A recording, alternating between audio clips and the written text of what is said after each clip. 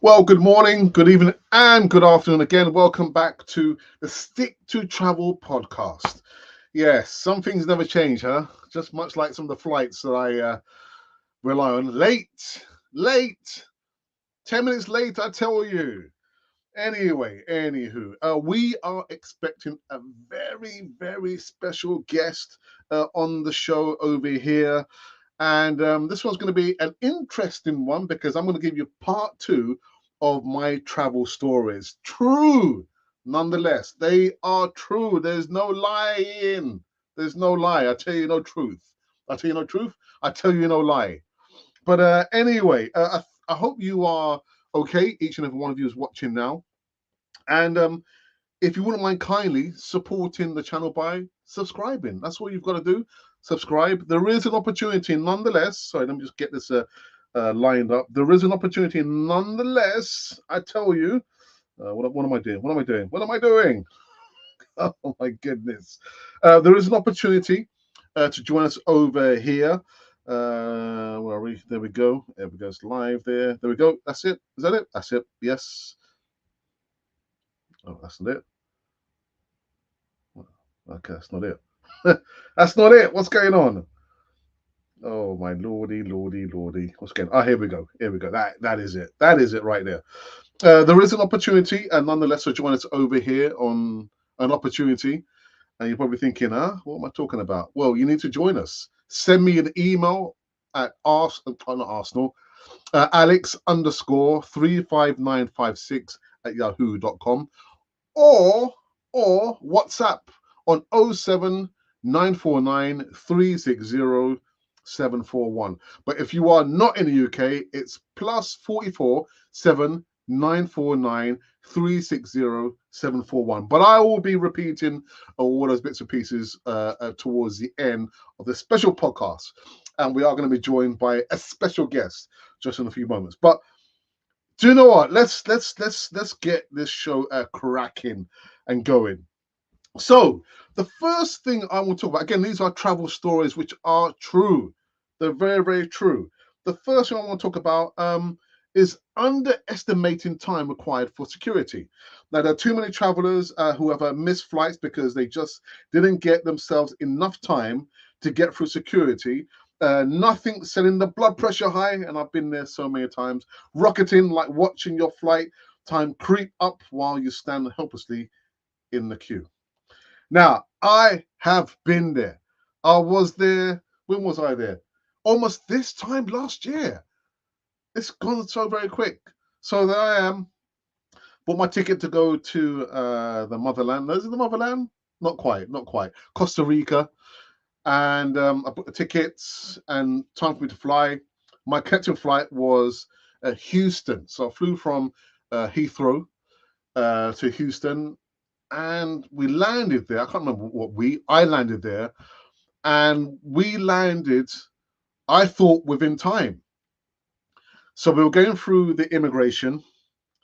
I'm looking at my watch. I'm looking at the queue. The queue is looking at me. I'm looking back at the queue. I'm thinking, no, I have enough time. I have enough time. We're going through the queue slowly. Meanwhile, there's some people rushing through the line. Hey, excuse me, excuse me, excuse me, excuse me. I think, what's going on? Unbeknownst to me, the first line of security. So, you get through immigration, they ask you a question like, where are you traveling from? Where are you going to? What's the hotel? But this was in transit because I landed there. That was my connecting flight to go onwards to Costa Rica, Juan Santa Maria airport in Costa Rica. So we're creeping slowly. I'm looking at my watch. I'm thinking, I think I've got enough time. I'm there talking to my other passengers. I'm thinking, all right, where are you going to? I'm going to Costa Rica. We don't have enough time. I said, what are you talking about? No, because there's another level of security we've got to pass through. I was thinking, oh my goodness.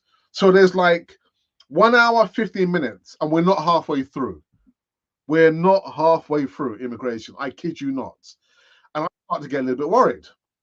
So we go through the first line security, the usual questions, where you're traveling from, where you're going to, what's the name of the hotel. I was thinking, there's no hotel. This is I'm in transit to go onwards. So we go past the first line security, There's a rush of people thinking, what's the rush? We're running late. So the second line security is on the next floor. I was thinking, what is going on here? Cut a long story short, we eventually get through the second line security. We're running, there's a lot of people running from the second line security to the gate, the same gate as me. There's probably 30, 40 of us running. So we get to the gate, which is at the other end of the airport, Houston Airport, and we see the airplane on the tarmac, and they're rolling back the gate. The gate's already closed. It's already closed at this point. I'm thinking, oh my goodness. Now, I'm not sure whether you've been in this situation before. I mean, do you like the palm trees, by the way? I'm not sure if you've been in this situation before where you've arrived at your gate through no fault of your own, and you can see the gate is closed, but the airplane's already on the tarmac. That was like, I had a sinking feeling, thinking, "Oh my goodness, I'm gonna have to sleep in the airport." So there's a woman there with her assistant being harangued by maybe 5 or 6 people, and it was not a good sight. So cut a long story short, when you are booking your flight, check the details, the connecting flight. Is there, so I can see, I've got my guess here. Is there enough time to get your connecting flight onwards? But Houston, the Houston airport, the administration was absolutely terrible. You know, some of us were remonstrating because we were told, no, you got to go, don't complain on the other side. Go over there. And we went over there, and fights almost broke out. But I didn't stay in the airport. I did get on to my flight eventually. But it was a flight from Houston to Colombia to Costa Rica. Oh, my goodness. Primo! Hey, Ricardo. ¿qué pasa? ¿Qué pasa? I'll What's just going tell you on? one story about what happened to me last year when I went back to Costa Rica, man. It wasn't Yeah. good, man. Have you had any problems like that when you've flown and then you're connecting flight, you miss your flight, you're connecting Oh God, too many stories, too many stories. Something like that happening to me in Spain. By the way, I was on my way to Cuba, and I was traveling London, Madrid, Havana, and they by the time I embarked here, they didn't explain to me clearly that I needed to do self transfers. So I pay all this money. I'm expecting my luggage to be in the next plane, not me collecting the luggage, going out, coming back again. Anyway, to cut the long story short, I'm sitting there, and they're about to call everybody, and about to do a check-in in the next plane. Bam. When I get there, um, I asked them, "What is you know, the luggage?" He said to me, "Oh, it's all right." I said, "Listen, but where, where my luggage?" And if the reason why I asked, I don't remember what was the reason why I picked that one. I asked them about the luggage, and the lady said, "Well, listen, you should have picked your luggage." I said, "No, no, no, no, no. Nobody told me that." So he said to me, "Well, your luggage basically in the said thing, he's all there. But we need to go now." I said, "Listen, no, no, I cannot go without my luggage." She said, "Well, you can jump on a plane and go to Havana." I said, "No, no, I'm not doing that. I want my luggage." And I remember she said to me, "Well, you can try to see if you can get it." I had to run, but talking about running desperately. Listen, I don't wish that to anyone. I Yeah, had to yeah, run, I had to come out, I had to ask for permission, come out because I was inside already. Come out, found my luggage. Then I needed to get inside. But the thing is, because the check-in was already shut down, I couldn't that was a big luggage. So I couldn't get the luggage through the normal, costume thing. yeah, Anyway, yeah. they said to me, "No problem. You explain to them that this is an emergency." Anyway, I'm running on my luggage and get there. Oh, there's an emergency. and there is a guy talking to me in Spanish, and he said to me, no, but I want you to open your luggage. I said, listen, this is an emergency. This luggage is being already checked. It's no problem. I explained to him, and the guy said to me, no, I want you. That was basically the main reason why I missed the plane. Anyway, I had to open my luggage. And the guy, imagine, big luggage. He looked at my luggage and said to me, he said to me like that, I want the deodorant and I want the body spray. I said to him, what? I said to me, otherwise, you won't be able to pass your luggage through here. Because this is not to pass that size of luggage. I explained to him this is an emergency. Anyway, to cut the long story short, I had to give him my deodorant and my body spray. Oh, I let me close my eye. Basically, he rolled me in my face. I closed my luggage. I ran. When I got to a gate, the gate was shut, and the lady said, "I'm really sorry, but you can't get the plane." Oh man. So, but says God that because I'm a travel agent, I just make a few calls to London, and my business partner here, he got me a hotel close to the airport, and I had to postpone everything in Havana because I had a beautiful hotel waiting for me in Havana, everything sorted out. I had to call and say, listen, I'm not coming down tonight, I'm coming down tomorrow. So I spent another day in Madrid at the hotel. I got some wine, go to my room, have some wine and chocolate, go to bed, wake up the next day, and tequila. Man. I mean, I've been in that situation maybe 3 times.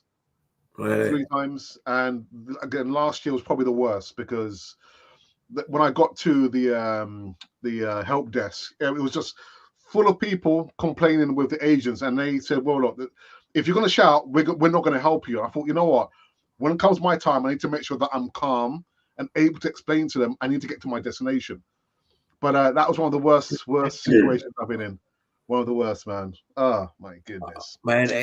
The airports, you need to be clear. But even sometimes, if you are clear, it's just you can miss your flight for anything.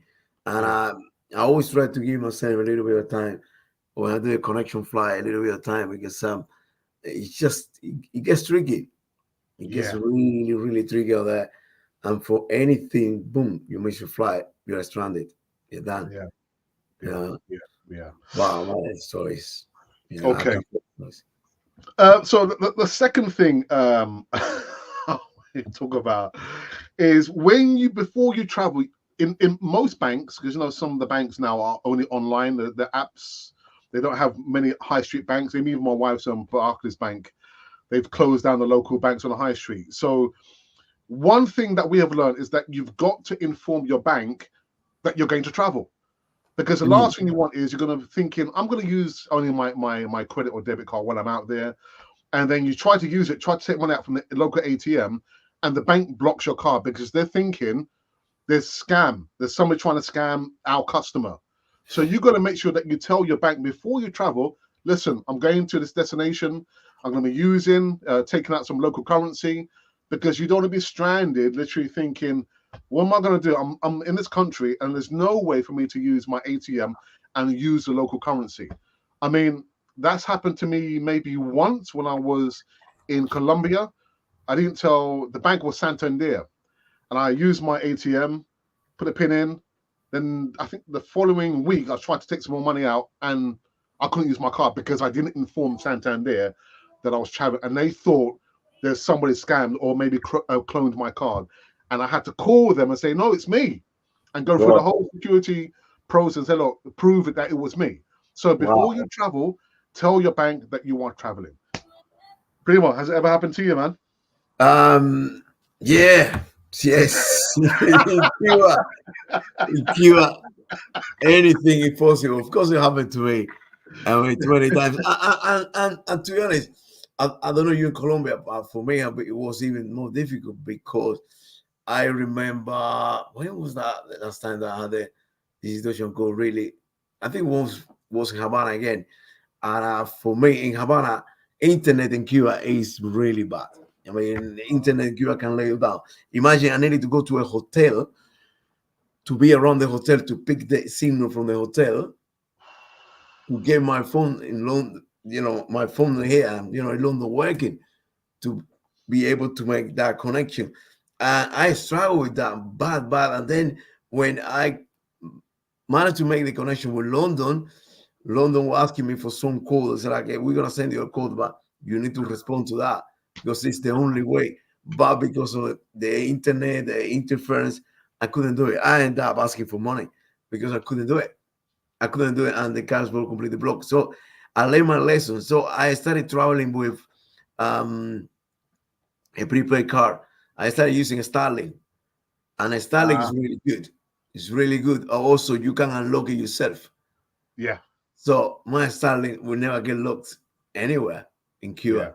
Yeah. Also, it works over there. So I said, no, Starlink, and if you need anything, I get internet and do bank transfers by using the apps and get the money in Starlink. Yeah. And it's probably just because I'm with Starlink as well. Yeah. I love Starlink. I love Starlink. Yeah. I love Starlink. Yeah. All right. Okay. The next one. This one is this one is absolutely true. So have I found it here? I found it. So when you're traveling, I remember traveling to Australia in 2003/4, and I was working in retail, and our flight again was from Heathrow to Japan, and we had like a 4-hour stopover before we went onwards to Australia. And I tell you, the time zone difference, because it's almost like a day's difference. When we eventually got there, our friends were saying, "Oh no, well, let's go to the pub, man." I was thinking, the pub. I'm so tired. I'm still stuck in the UK zone, GMT zone, man. And you're talking about going to the pub. Oh my goodness. That. I mean, apart from the flight, it was like an 18, 19-hour flight, again, from UK to Japan. Wow. And then waiting 4 hours. And then from there to Australia, I think it was, I can't remember how it was, but in total, it was more than 24 hours flight, Primo. And that was a killer. And then arriving in Australia, and I was saying, "Oh, we can go. We're going to give you maybe 1 hour to get ready, and we're going to go to the pub." I think, no, I was stuck in the other zone. So, man, has that ever happened to you, man? This is I get to I don't know, because Australia is a big chunk of it's just going to the other side of the world. Yeah. It's completely different. It's not like still if you go to the Caribbean, you can get by.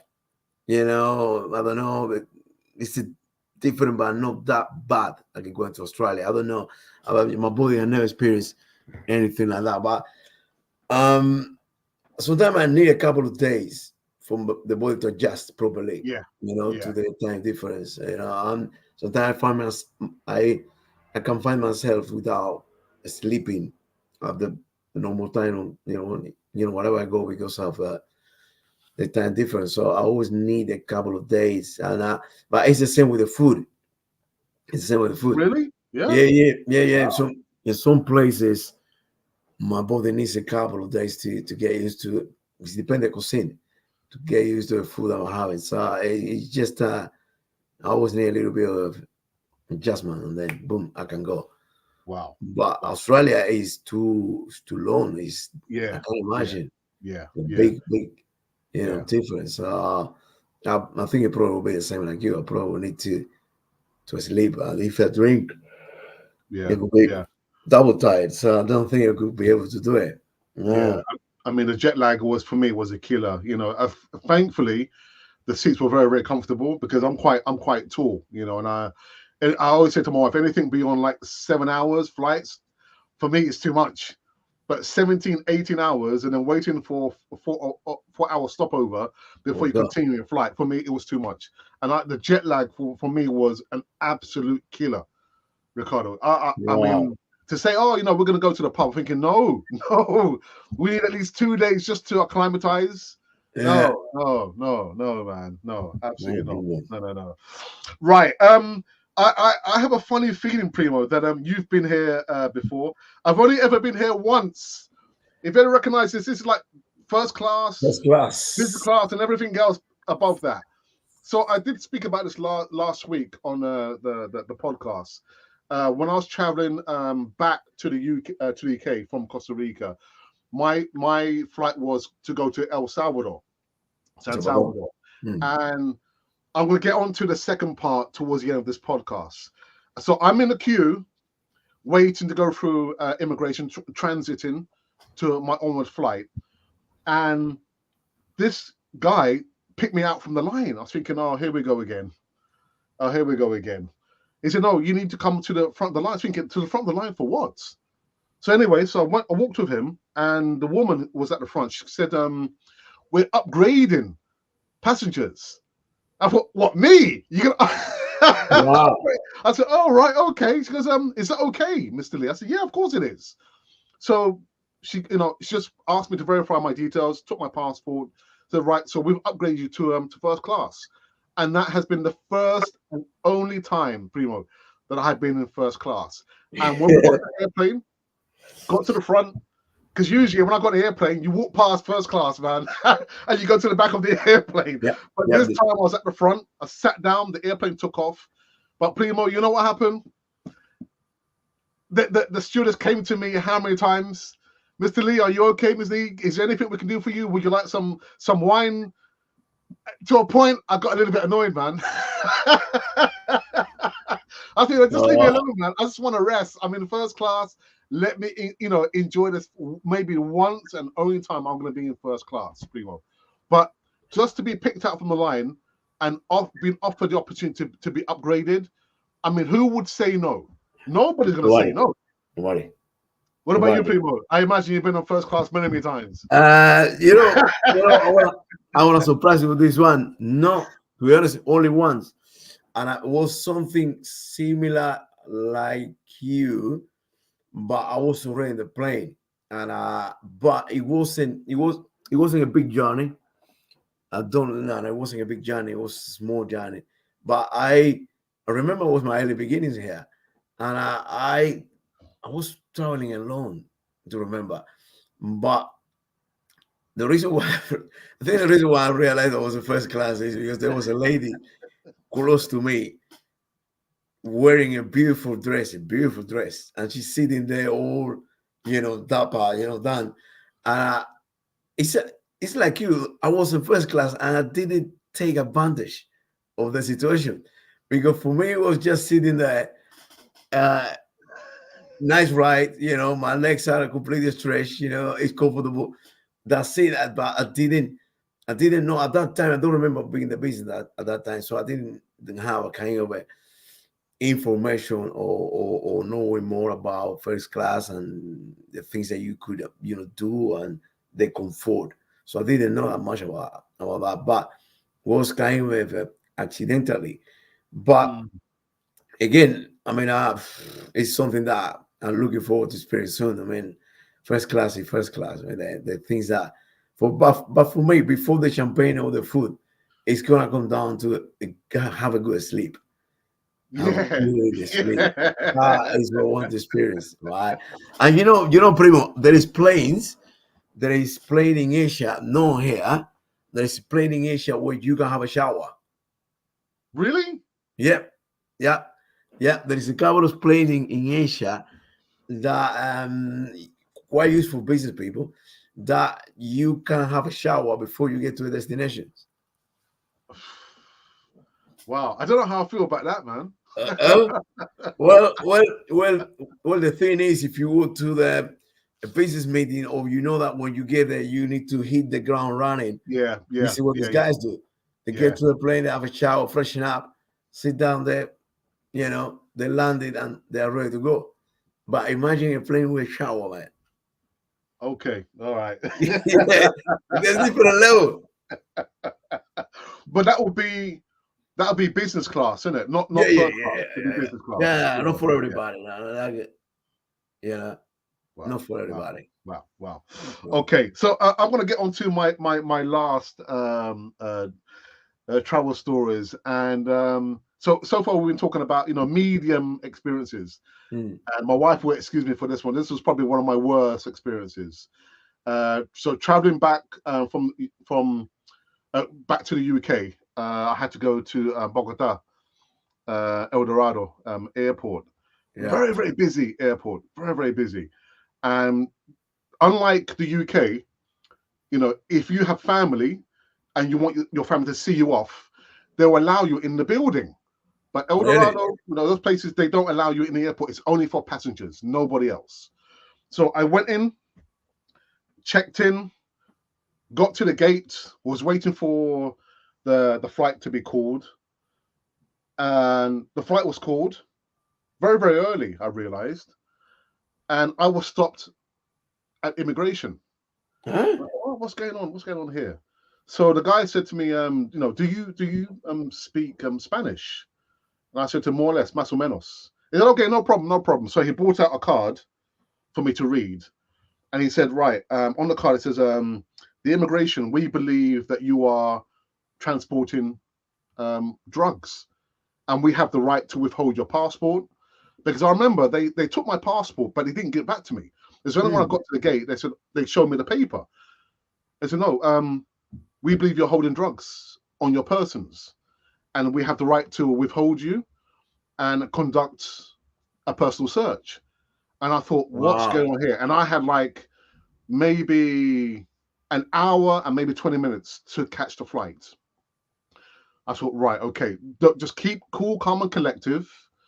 Don't start to be angry, because you don't want to give an opportunity to hold you and maybe for the immigration police to take you away. Yeah. So we were, I'll say I want to get to that in a moment. The guy said, you need to follow us. So there was like a few corridors, and he said, you need to go into this room. And this was a waiting room. Primo, when I got into this room, every person in this room almost looked like me. They were black, they were bald, and possibly my age. So I was probably in my early 40s at that time. They could have been my brothers. We all looked the same. Wow. I thought, right, okay, what's going on here? So they took us out one by one. Next door to this room was an X-ray machine. I said, right, can you put your bag there, put your hands up, stand on this platform. The platform went into the X-ray machine, and it took you out from the X-ray machine. I thought, right, okay. Keep calm, Alex. Keep calm. You don't want to give them any opportunity. So it was my turn. Went in, stand on the platform, levanta sus manos, pull your arms up, your hands. The machine took me in, and it took me out. Sit down there. Siéntese ahí. I sat down. Okay. Coge sus maletas, take your luggage, and go out. Go back into the room. I waited and waited, and by this time I was probably there was two other guys in the room there, and then they led me out. And as I went out, Señor, su pasaporte, here's your passport and sus documentos. Muchísimas gracias. So obviously they didn't find anything on me, but the experience was one of the worst experience, Primo. One of the worst. And I remember saying to my wife, I'm never going to a Bogota airport again. And I have not been back there since. Yeah, and South America is tricky, man. These guys, they don't take prisoners, man. Yeah. South America is tricky. Yeah. These guys are really different level of vicious, and yeah, you always need to be careful, man. You always need to be careful. But again, you traveling clean. This guy go, come on. Listen, I remember, right? This is a true story.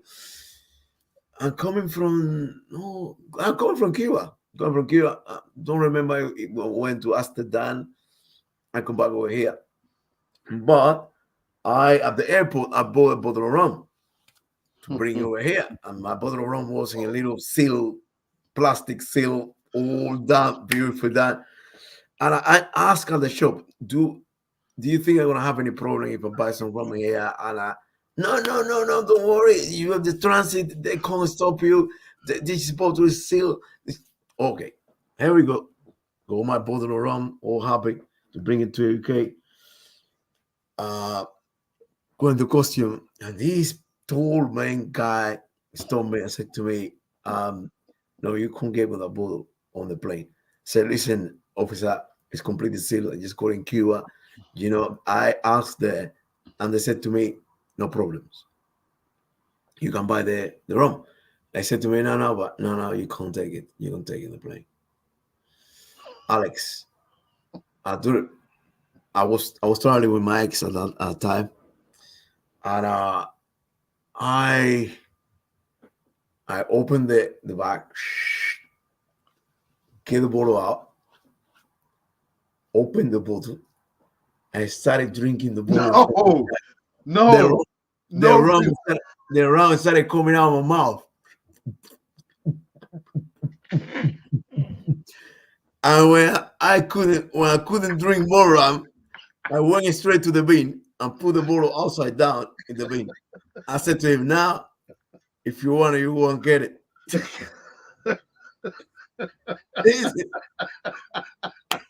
Man, I lost it. I said, "I'm not gonna drink that rum, but you're not gonna make your day with a bottle of rum." No. Negative. Negative. And he had to let me in. He looked at me. I said, "This guy, man, just let me." Listen, I paid for that rum. And they told me I won't have any problem. And now you're telling me that I need to leave. Of course, they're gonna take you later because that's what they do at the airport. Yeah. All the things. Some of them, they don't go to lost and found. They don't go to their pockets, man, and their bags. I said, "Not too late. Not too late." But I read somewhere that traveling is one of the most stressful experiences. Going through the airport is one thing. I think getting on the airplane and realizing that you are how many thousand feet in the air. I mean, last week I spoke about my mom. Probably the first time we went to Dominica, and at that time, because I know last year I think the Liat airplanes, the small airplane island hoppers, that they have gone out of business. But at that time, we had to fly to Antigua to go to Dominica, and as we were flying, the pilot said, "Look, we have to make a diversion to Guadeloupe island because there's been some problem with the airplane." My primo. So we're looking out of the airplane window, and we see the engine stop. The engine stops. So we land on Guadeloupe Island, and the airplane has a flat tire. There's a flat tire on the airplane. But before we even arrive on the island, the turbulence was terrible, going up and down. There's probably maybe 15 people on the airplane, apart from our family. And my mom's panicking, primo. She sat next to me, and she's saying to me, "Are we going to die?" I thought, Mom, you can't say that, Mom. No, we're going to be okay. And I was maybe 14, 15, trying to calm my mom down. And she grabbed my hand. "Are you sure?" I said, "Mom, we're going to be okay." I'm looking down at the sea. I've got my mom saying, "Are we going to die?" I said, "No, Mom, we're going to be all right." Oh, primo. Oh, my goodness. Oh, man. Goodness. Oh, dear. Man. Experiences, man. Experiences. Yeah, I think so. I think that they're going through going through the airport, man. It's just a hard. I remember during COVID, I didn't stop traveling. And Really? Yeah. No. Carry on going to Cuba back and forth. And I do remember in Germany, because the German, they like the sip-up lighter. You know the lighters? Yeah. The German love it. I do remember having a brand new one in my luggage.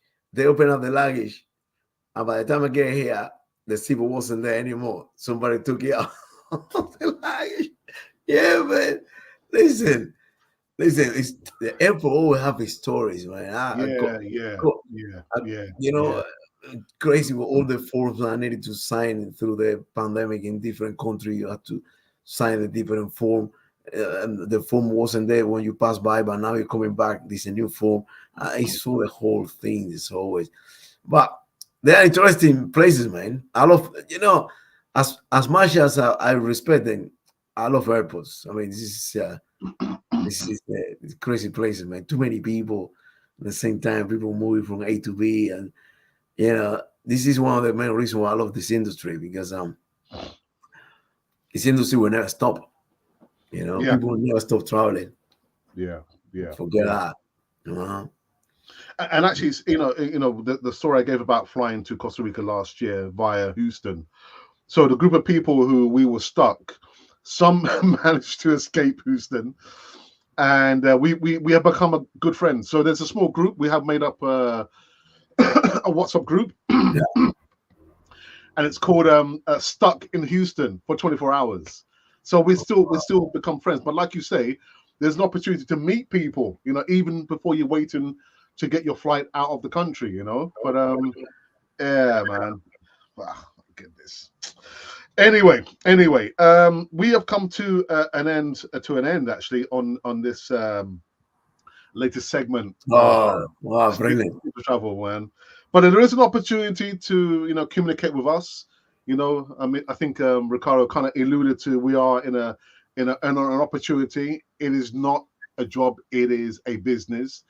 And if you are thinking you would like to be in our business, you can send me a WhatsApp message. So if you are out of the UK, it's +44 7949 360 741, or even better still, send me an email, alex_35956@yahoo.com. Primo, is there anything else you want to say before we finish? Well, first, thanks for inviting me over here, man. It's always great to be here in your book, in your podcast. And again, I mean, travel. I mean, this is the best experience ever. This is the best thing you could do to build experience. And as you said, I mean, at the airport, even I think it's the easiest place to get conversation with people. Period. Everybody happy. Everybody headed somewhere. The energy is different. So for me, I love that. I love that. The things that you see when you travel, the places that you go, the people that you meet, are unique experiences. So yeah, back to you. Yeah, brilliant, fantastic. So that's it. My cousin Primo Ricardo. One day you need to tell the story to the audience.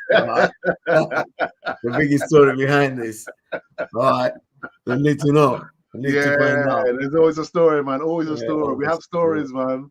But join me next week, Wednesday, when I'll have maybe, I don't know, maybe Ricardo might join me. But I'm definitely going to have another guest on the show on the Stick to Travel podcast. And definitely we'll have more. We're great. Yeah, we'll have more travel stories, and they are truth. Really, these things have happened to each and every one of us. But until then, again, if you want to know more information, send me an email or simply just send me a WhatsApp message. But from Ricardo myself, this has been Stick to Travel Podcast. I shall see you next week. Adios. Bye-bye, guys.